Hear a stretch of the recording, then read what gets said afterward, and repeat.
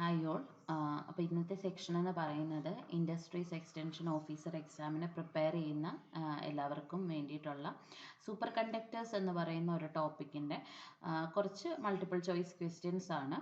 അപ്പം ഈ ഒരു സെക്ഷൻ നമ്മൾ ഡിസൈൻ ചെയ്തിരിക്കുന്നത് പ്രീവിയസ് ഇയർ ചോദിച്ചിരിക്കുന്ന ക്വസ്റ്റ്യൻസ്, പിന്നെ സൂപ്പർ കണ്ടക്ടേഴ്സിനകത്തു നിന്ന് നമുക്ക് ഇമ്പോർട്ടൻ്റ് ആയിട്ടുള്ള കുറച്ച് ക്വസ്റ്റ്യൻസ് ഡിസ്കസ് ചെയ്യുന്ന ഒരു സെക്ഷനാണ് കേട്ടോ.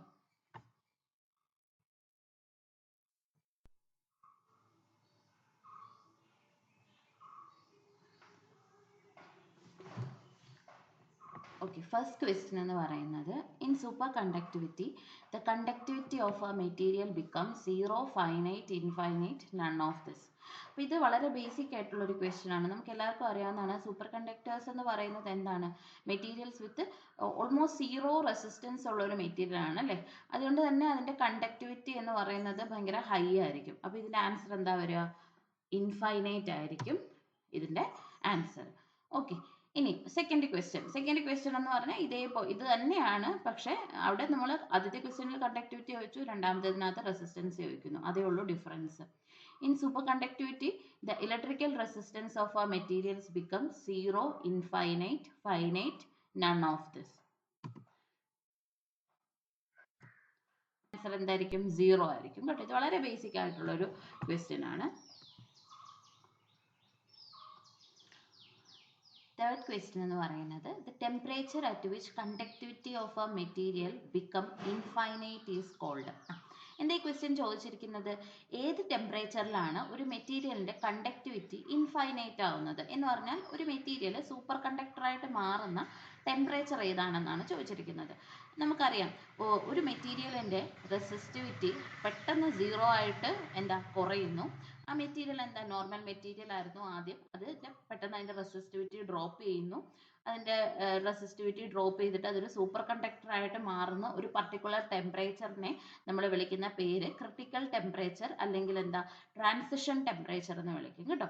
അപ്പോൾ ഇതിൻ്റെ ആൻസർ എന്ന് പറയുന്നത് ക്രിട്ടിക്കൽ ടെമ്പറേച്ചർ ആണ്. അപ്പോൾ the temperature at which conductivity of a material become infinite, അല്ലെങ്കിൽ അതിൻ്റെ റെസിസ്റ്റൻസ് സീറോ ആവുന്ന ടെമ്പറേച്ചർ, അല്ലെങ്കിൽ ആ മെറ്റീരിയൽ സൂപ്പർ കണ്ടക്ടർ ആയിട്ട് മാറുന്ന ആ ഒരു ടെമ്പറേച്ചർ, അതിനെയാണ് നമ്മൾ ക്രിട്ടിക്കൽ ടെമ്പറേച്ചർ എന്ന് വിളിക്കുന്നത്. In a superconductor the Fermi energy level is a below the ground state, midway between the ground state and first excited state, above first excited state, at first excited state.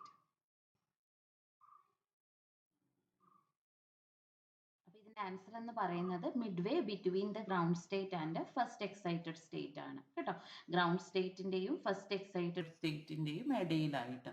അപ്പം എന്താ Fermi energy level എന്ന് പറയുന്നത്, Fermi energy level എന്ന് പറയുന്നത് absolute zero ടെമ്പറേച്ചറിൽ ഇലക്ട്രോണിന് occupy ചെയ്യാൻ പറ്റുന്ന highest energy ലെവലിനെയാണ് നമ്മൾ ഫെർമി എനർജി ലെവൽ എന്ന് പറയുന്നത്. അപ്പം നമുക്കറിയാം സൂപ്പർ കണ്ടക്ടേഴ്സ് ആവണമെങ്കിൽ ടെമ്പറേച്ചർ എന്ന് പറയുന്നത് ഏകദേശം ഭയങ്കര ലോ ആയിട്ടുള്ള ഒരു ടെമ്പറേച്ചറിലായിരിക്കുമല്ലോ ഒരു മെറ്റീരിയൽ സൂപ്പർ കണ്ടക്ടർ ആയിട്ട് മാറുന്നത്. ഓരോ മെറ്റീരിയൽസിനനുസരിച്ചിട്ട് ഇത് മാറും. അപ്പം ജനറലി സൂപ്പർ കണ്ടക്ടേഴ്സിന്റെ കേസിൽ ഫെർമി എനർജി ലെവൽ എന്ന് പറയുന്നത് ഗ്രൗണ്ട് സ്റ്റേറ്റിന്റെയും ഫസ്റ്റ് എക്സൈറ്റഡ് സ്റ്റേറ്റിന്റെയും ഒരു മിഡ്വേയിലായിരിക്കും, മിഡിലായിട്ടായിരിക്കും നമുക്ക് കാണാൻ പറ്റുന്നത്. ഓക്കെ,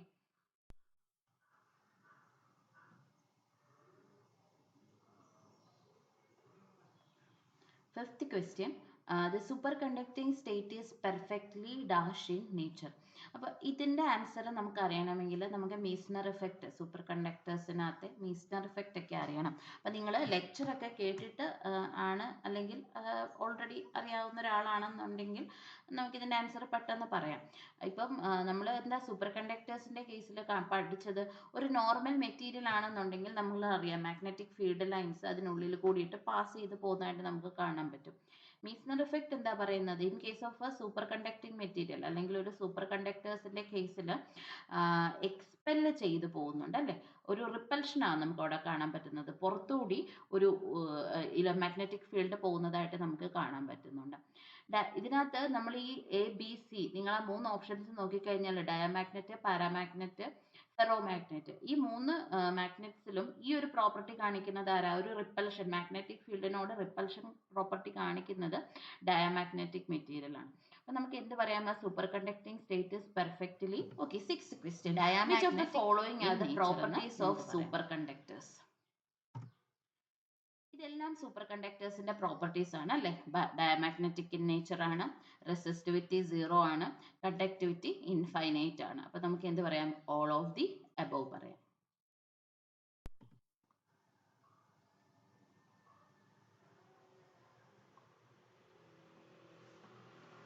ഓക്കെ, 7th ക്വസ്റ്റ്യൻ എന്ന് പറഞ്ഞാൽ the minimum amount of current passed through the body of a superconductor in order to destroy the superconductivity. അപ്പം ഒരു സൂപ്പർ കണ്ടക്ടറിൽ കൂടിയിട്ട് നമ്മൾ കറണ്ട് പാസ് ചെയ്യുന്നു. ഈ കറണ്ടിന് ഒരു പർട്ടിക്കുലർ വാല്യൂ എത്തിക്കഴിഞ്ഞാൽ അതിനെക്കാട്ടിലും നമ്മൾ കൂട്ടുകയോ അങ്ങനെ ചെയ്തു കഴിഞ്ഞാൽ ഈ സൂപ്പർ കണ്ടക്ടറിൻ്റെ ഈ സൂപ്പർ കണ്ടക്ടിവിറ്റി എന്ന് പറയുന്ന ഈ പ്രോസസ്സ് ഡിസ്ട്രോയ് ആകും. ഡിസ്ട്രോയ് ആയിട്ട് ഇതൊരു നോർമൽ മെറ്റീരിയലിലേക്ക് തിരിച്ചു വരും. അപ്പം ഇതാണ് നമ്മൾ പറയുന്ന കറണ്ട്, ഇവിടുത്തെ മിനിമം കറണ്ട് എന്ന് പറയുന്നത്. അപ്പം ഈ ഒരു മിനിമം കറണ്ട്, ഇതിനപ്പുറം നമ്മൾ വാല്യൂയിലേക്ക് പോയി കഴിഞ്ഞാൽ ആ മെറ്റീരിയൽ എന്താവും? നോർമൽ സ്റ്റേറ്റിലേക്ക് വരും. ആ കറണ്ടിന്റെ വാല്യൂ അല്ലെങ്കിൽ ആ കറണ്ട് എന്താണ് എന്നാണ് നമ്മുടെ ഈ ക്വസ്റ്റ്യൻ. അപ്പോൾ കറണ്ടിനെ നമ്മൾ പറയുന്ന പേരെന്താണ്? ക്രിട്ടിക്കൽ കറണ്ട് ആണ് അല്ലേ? ബാക്കി ഓപ്ഷൻസ് നിങ്ങൾ ശ്രദ്ധിച്ചാൽ അറിയാം. Induced, eddy current, Hall current, ഇതൊക്കെ നമ്മൾ ഫിസിക്സിൽ വേറെ പല ഫിനോമിനാസിന്റെ കൂടെ പഠിച്ചിട്ടുള്ളതാണ് അല്ലേ? അപ്പോൾ critical. Next question, the magnetic lines of force cannot penetrate the body of superconductor. A phenomena is known as. Okay. അപ്പം ഒരു സൂപ്പർ കണ്ടക്ടർ, ഇത് ഞാൻ കുറച്ച് മുന്നേ നമ്മളൊരു ക്വസ്റ്റ്യൻ ഡിസ്കസ് ചെയ്തപ്പോൾ പറഞ്ഞായിരുന്നു. നമ്മളൊരു സൂപ്പർ കണ്ടക്ടിങ് മെറ്റീരിയലും ഒരു നോർമൽ മെറ്റീരിയലും കൂടി നോക്കിക്കഴിഞ്ഞാൽ നോർമൽ മെറ്റീരിയലിൽ കൂടി മാഗ്നറ്റിക് ഫീൽഡ് ലൈൻസ് പാസ് ചെയ്ത് പോകുന്നതായിട്ട് നമുക്ക് കാണാൻ പറ്റും. പക്ഷേ ആ മെറ്റീരിയൽ, ആ നോർമൽ മെറ്റീരിയൽ പെട്ടെന്ന് എന്താവും? സൂപ്പർ കണ്ടക്ടേഴ്സ് ആയിക്കഴിഞ്ഞാൽ ഈ മാഗ്നറ്റിക് ഫീൽഡിന് എന്ത് ചെയ്യാൻ പറ്റത്തില്ല? ഇതിനുള്ളിൽ കൂടെ പാസ് ചെയ്യാൻ പറ്റത്തില്ല, ഒരു എക്സ്പെൽ ചെയ്ത് പോകുന്നതായിട്ട് നമുക്ക് കാണാൻ പറ്റും. അപ്പോൾ ഈ ഫിനോമിനാനെ പറയുന്ന പേര് എന്തായിരുന്നു? നമ്മൾ പറഞ്ഞായിരുന്നു, മീസ്നർ എഫക്റ്റ് ആണ് അല്ലേ? പിന്നെ ഐസോട്ടോപ്പിക് എഫക്റ്റ്, BCS തിയറി, ഇതൊക്കെ നമ്മൾ സൂപ്പർ കണ്ടക്ടേഴ്സിന്റെ പല ഭാഗങ്ങളിൽ, ലണ്ടൻ തിയറി, ഇതെല്ലാം സൂപ്പർ കണ്ടക്ടേഴ്സിന്റെ പല ഭാഗങ്ങളിൽ വരുന്നതാണ്. പക്ഷേ നമ്മുടെ ഇവിടുത്തെ ആൻസർ എന്ന് പറയുന്നത് മീസ്നർ എഫക്റ്റ് ആണ്.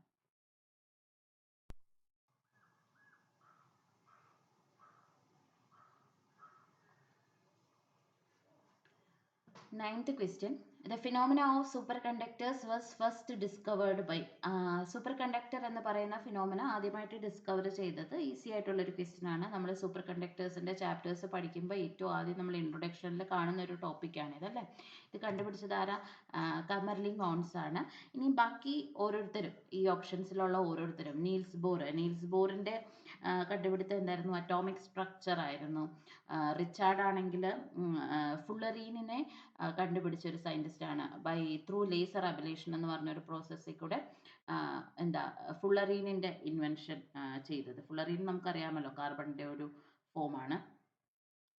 ഓട്ടോ ലെമാൻ എന്ന് പറഞ്ഞാൽ ലിക്വിഡ് ക്രിസ്റ്റൽ എന്ന് പറഞ്ഞിട്ടുള്ള ഒരു നെയിം കോയിൻ ചെയ്ത ഒരു സയന്റിസ്റ്റ് ആണ്. അപ്പം superconductors are discovered in the year. ഏത് ഇയറിലാണ് സൂപ്പർ കണ്ടക്ടർ ഡിസ്കവർ ചെയ്തത്? 1911 അല്ലേ? 1911 കാമർലിൻ ഓൺസറിനെയാണ് ഈ ഒരു ഫിനോമിന അല്ലെങ്കിൽ സൂപ്പർ കണ്ടക്ടർ എന്ന് പറയുന്നത് ഡിസ്കവർ ചെയ്തത്. ഓക്കെ, അതിൻ്റെ ഒരു ഫോളോ അപ്പ് ക്വസ്റ്റ്യൻ ആയിരുന്നു ഇത്. Next question, based on magnetic response superconductors are of dash type. അപ്പം നമ്മൾ സൂപ്പർ കണ്ടക്ടേഴ്സിൻ്റെ സെക്ഷനിൽ പഠിച്ചിട്ടുണ്ട്. എത്ര ടൈപ്സ് ഓഫ് സൂപ്പർ കണ്ടക്ടേഴ്സ് ഉണ്ടെന്നാണ് നമ്മൾ പഠിച്ചിട്ടുള്ളത്? 2 ടൈപ്സ് ഓഫ് സൂപ്പർ കണ്ടക്ടേഴ്സ് ആണ് അല്ലേ?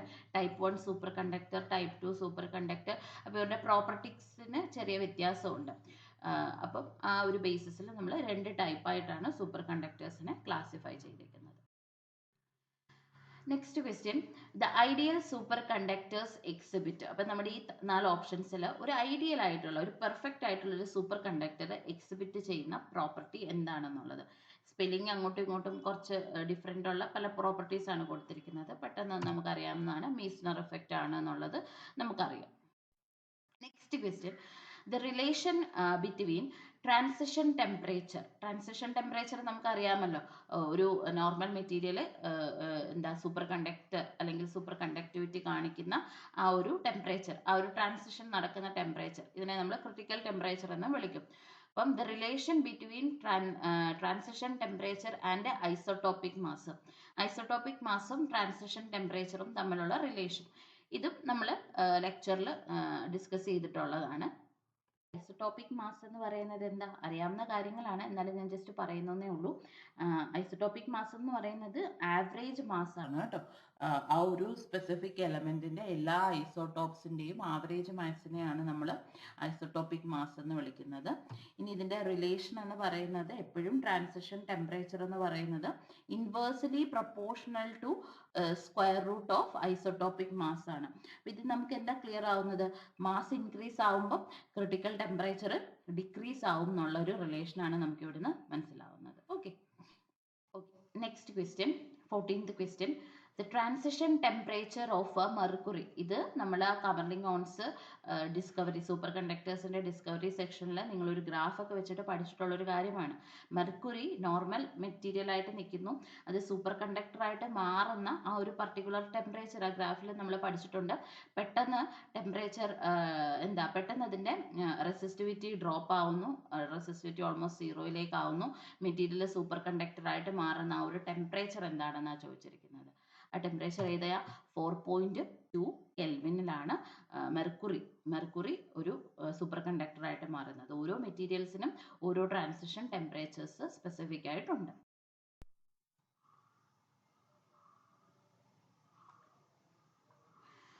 ഓക്കെ, 15th ക്വസ്റ്റ്യൻ എന്ന് പറയുന്നത് Cooper pairs R broken at. ഏത് ടെമ്പറേച്ചറിലാണ് കൂപ്പർ പെയർ ബ്രോക്ക് ചെയ്യുന്നതെന്നാണ് ചോദിച്ചിരിക്കുന്നത്.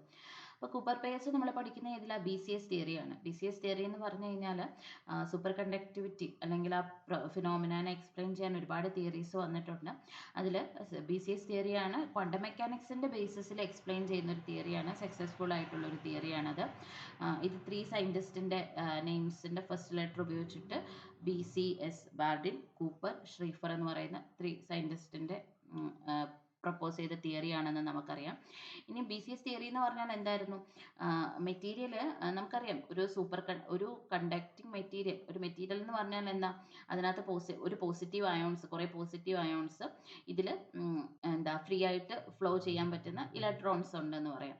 ഈ പോസിറ്റീവ് അയോൺസ് എന്താ, ലാറ്റിസ് ആണ് അല്ലേ, ലാറ്റിസ് വൈബ്രേഷൻ നടന്നുകൊണ്ടിരിക്കുകയാണ്. അപ്പോൾ കണ്ടിന്യൂസ് വൈബ്രേഷൻ നടക്കുന്നത് കാരണം ഒരു ഫ്രീ ഇലക്ട്രോൺ ഒരു എൻഡിൽ നിന്നും മറ്റൊരു എൻഡിലേക്ക് ഫ്ലോ ചെയ്യാൻ വരുന്ന സമയത്ത് ഈ വൈബ്രേഷൻസ്, ഈ പോസിറ്റീവ് ലാറ്റിസിന്റെ ഈ വൈബ്രേഷൻസ് കാരണം ഇതിന് എന്ത് ചെയ്യാൻ പറ്റുന്നില്ല, ഒരു സ്മൂത്ത് ആയിട്ടുള്ള ഒരു ഫ്ലോയിങ് പാത്ത് അതിനെ ജനറേറ്റ് ചെയ്യാൻ പറ്റുന്നില്ല. ഇതിനെയാണ് നമ്മൾ റെസിസ്റ്റൻസ് ഓഫ് ദ മെറ്റീരിയൽ എന്ന് പറയുന്നത്. പക്ഷേ മെറ്റീരിയൽസ് സൂപ്പർ കണ്ടക്ടിങ് അല്ലെങ്കിൽ നമ്മൾ ടെമ്പറേച്ചർ ഒക്കെ വളരെ കുറഞ്ഞു വരുന്ന ഒരു സ്റ്റേജസിൽ ലാറ്റിസിന്റെ വൈബ്രേഷൻസ് എന്താവും, ഇല്ലാണ്ടാവും. അപ്പോൾ ഈ സമയത്ത് ഒരു ഇലക്ട്രോൺ പാസ് ചെയ്യുമ്പം ഈ ഇലക്ട്രോൺ എന്താ ചെയ്യുക, ലാറ്റിസിന്റെ ത്രൂ പാസ് ചെയ്യുന്ന സമയത്ത് ഇലക്ട്രോൺ നെഗറ്റീവ് ചാർജും ലാറ്റിസ് പോസിറ്റീവ് ചാർജും അല്ലേ.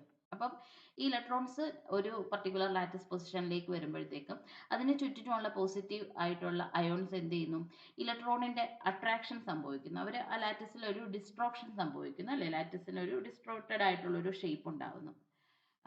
ആ ഒരു ഡിസ്ട്രോക്റ്റഡ് ഷേപ്പ് കാരണം വീണ്ടും അടുത്ത ഇലക്ട്രോൺസ് വരുന്നു. അപ്പം ആ ഇലക്ട്രോണും തമ്മിൽ, അപ്പോൾ ഓൾറെഡി അവിടെ ഉള്ള ഇലക്ട്രോണും പുതിയതായിട്ട് വന്ന ഇലക്ട്രോണും ഇവർ തമ്മിൽ ആ ലാറ്റിസിന്റെ ആ ഒരു അട്രാക്ഷൻ കാരണം ഇവർ ഇൻഡയറക്റ്റ്ലി എന്തായിട്ട് മാറുന്നു, ഒരു പെയർ ആയിട്ട് മാറുന്നു. അതിനെയാണ് നമ്മൾ കൂപ്പർ പെയർ എന്ന് വിളിക്കുക. അപ്പോൾ ഈ കൂപ്പർ പെയറിന്റെ ഫോർമേഷൻ കാരണമാണ് പിന്നെ ടെമ്പറേച്ചർ വളരെ ചെറുതായതുകൊണ്ടും ലാറ്റിസ് വൈബ്രേഷൻ ഇല്ലാത്തത് കൊണ്ടുമാണ് അവിടെ ഹയർ കണ്ടക്ടിവിറ്റി സംഭവിക്കുന്നതും ഇതിനെ നമ്മൾ സൂപ്പർ കണ്ടക്ടേഴ്സ് എന്ന് വിളിക്കുന്നതും. അപ്പോൾ ഈ കൂപ്പർ പെയർസ് ബ്രോക്ക് ചെയ്യുന്ന ടെമ്പറേച്ചർ ഏതാണെന്ന് അപ്പോൾ നമുക്കറിയാമല്ലോ, സൂപ്പർ കണ്ടക്ടിവിറ്റി പോകുന്ന ടെമ്പറേച്ചർ ഏതാ, ക്രിട്ടിക്കൽ ടെമ്പറേച്ചർ ആണെന്ന് അറിയാം. അപ്പോൾ ആ ഒരു പർട്ടിക്കുലർ ടെമ്പറേച്ചറിലായിരിക്കും നമ്മുടെ കൂപ്പർ പെയർസ് ബ്രോക്ക് ചെയ്യുന്നത്. Okay, next 15th question. In BCS theory, Cooper pairs are composed of which of the following particle? നമുക്കറിയാം BCS തിയറിയിൽ കൂപ്പർ പെയർസ് എന്ന് പറഞ്ഞാൽ എന്താ, 2 ഇലക്ട്രോൺ പെയർസ് ആണ്, ഇൻഡയറക്റ്റ്ലി ബോണ്ട് ചെയ്യുന്ന 2 ഇലക്ട്രോൺ പെയർസ് ആണെന്ന് അറിയാം. ഇനി ഈ ഇലക്ട്രോൺസിന്റെ കണ്ടീഷൻ എന്താണെന്ന് നോക്കാം. 2 electrons with the opposite spin and momentum, 2 electrons with the same spin and opposite momentum, 2 electrons with the opposite spin and same momentum, 2 electrons with the same spin and momentum. 2 electrons with opposite spin and momentum. സ്പിന്നും opposite ആയിരിക്കും, മൊമെന്റവും ഓപ്പോസിറ്റ് ആയിട്ടുള്ള 2 electrons ആയിരിക്കും ഈ Cooper pair form ചെയ്യുന്നത്.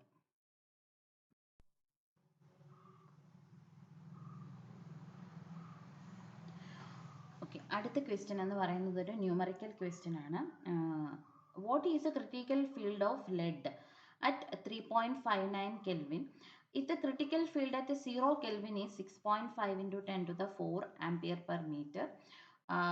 The critical temperature for lead is 7.18 Kelvin. അപ്പോൾ ഇവിടെ നമുക്ക് കണ്ടുപിടിക്കേണ്ടത് എന്താ? ക്രിട്ടിക്കൽ ഫീൽഡ്, ലെഡിൻ്റെ ക്രിട്ടിക്കൽ ഫീൽഡാണ് കണ്ടുപിടിക്കേണ്ടത്.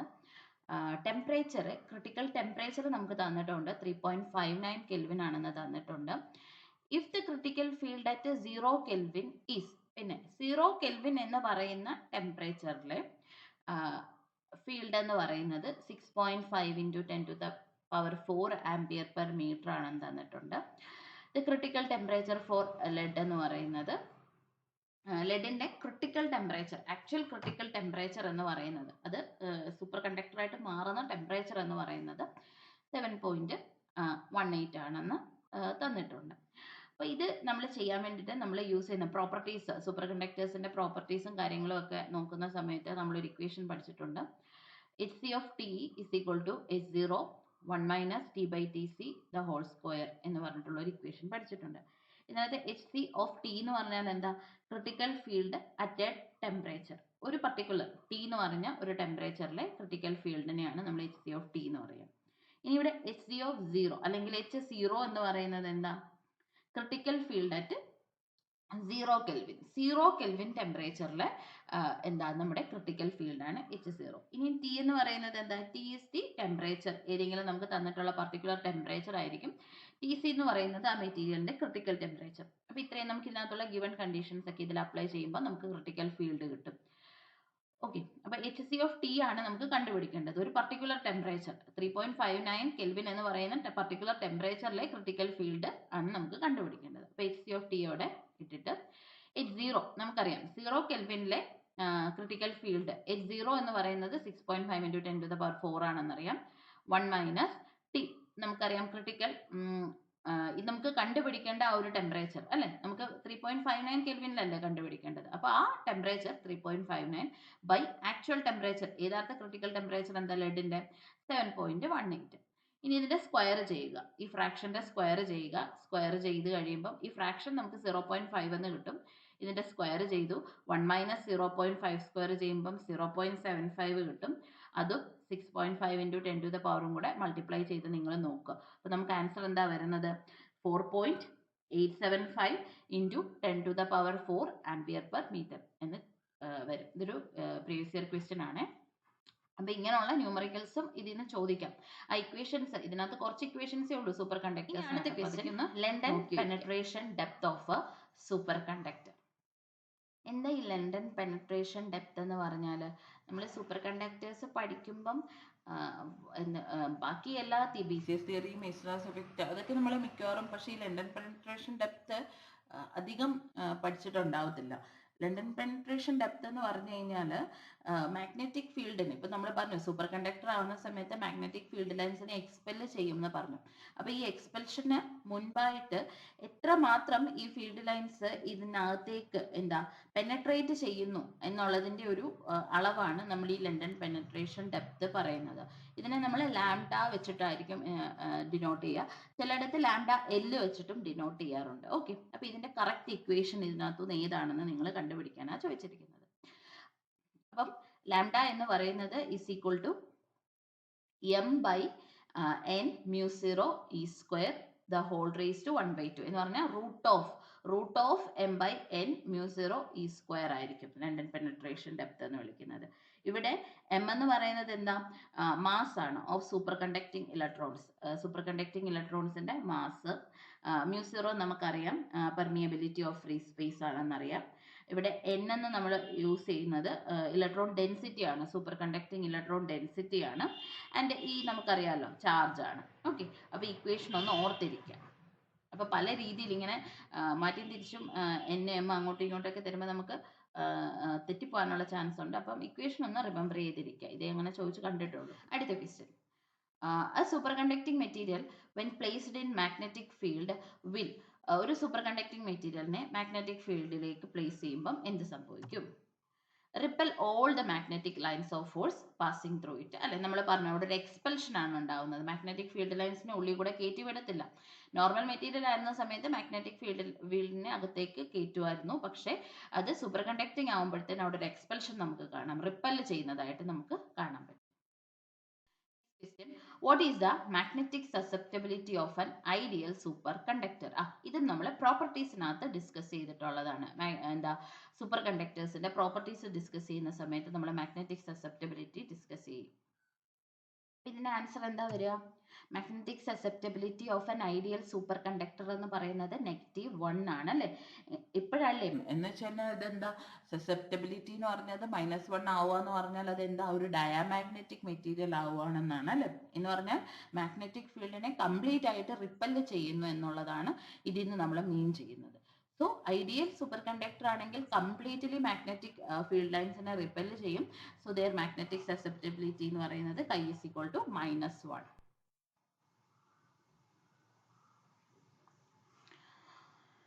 Okay, next question. The energy gap of a superconductor. സൂപ്പർകണ്ടക്ടറിന്റെ കേസിൽ എനർജി ഗ്യാപ്പിന്റെ കുറച്ച് സ്റ്റേറ്റ്മെന്റ്സ് തന്നിട്ടുണ്ട്. ഏതാണ് correct? The energy gap of a superconductor is independent of temperature. ടെമ്പറേച്ചറിനെ ഡിപ്പെൻഡ് ചെയ്യുന്നില്ല.